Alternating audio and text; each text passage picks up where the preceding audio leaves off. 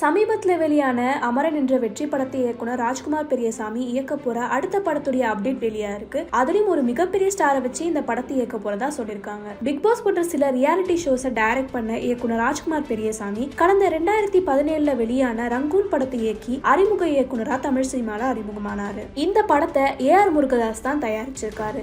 இவருடைய ஃபர்ஸ்ட் படம் எதிர்பார்த்த அளவுக்கு வரவேற்கப்படலனாலும் சமீபத்தில் வெளியான அமரன் படம் இயக்குனர் ராஜ்குமார் பெரியசாமிக்கு ஒரு வெற்றி படமா அமைஞ்சிருக்கு. வீரமரணம் அடைந்த இந்திய ராணுவ வீரர் மேஜர் முகுந்த் வரதராஜின் வாழ்க்கை வரலாற்றை மையமா வச்சு எடுக்கப்பட்ட படத்துக்கு 8 நாள்ல 189 கோடி வசூல்ல சாதனை படைச்சிருக்கு அமரன் படம். அடுத்தபடியா ராஜ்குமார் பெரியசாமி D55 படத்தை இயக்க போறதா அறிவிப்பு வெளியாகிருக்கு. கோபுரம் பிலிம்ஸ் இந்த படத்தை தயாரிக்க இருக்காங்க. தனுஷ் தற்போது சேகர் கமுலா இயக்கத்துல குபேரா படத்துல நடிச்சிட்டு இருக்காரு.